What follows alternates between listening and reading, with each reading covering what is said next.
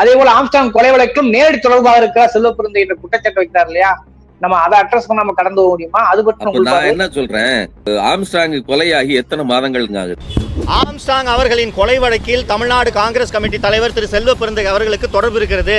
அந்த ஆம்ஸ்டாங் கொலையில் செல்வப்பிறந்தை அவர்களின் தொடர்பை நேரடியாக அறிந்தவர் ஏழை விவசாயிகள். இது என்ன பேச்சு? இது கேவலமா இல்ல அப்படின்னு சொல்லி பாதிக்கப்பட்ட ஏழை விவசாயிகள் மேல் அவ்வளவு வன்மத்தை கொட்டினா.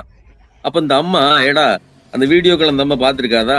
எல்லை மீறி போற ராஜா அடுத்தவன் பாவத்துல வந்து விழாத, இது நமக்கு வந்து திரும்பிரும் அப்படின்னு ஒரு தாய், நல்ல தாயா இருந்தா சொல்லித்தானே வளர்த்திருக்கோம். அதுபோல ஒரு வடிவம் எல்லா நேரங்களிலும் சட்டப்படி நடப்பார்கள் பாமர மக்கள் என்று எதிர்பார்க்க முடியுமா? அப்படியான ஒரு வடிவமாக எடுத்துக்கொள்ள முடியாதுன்னு கேட்கிறேன். திரும்ப சொல்றேன், நியாயப்படுத்த விரும்பல, ஆனால் வழியை கடத்துவதற்கான உபாயமாக எடுத்துக்கொள்ள முடியாதான்னு கேட்கிறேன்.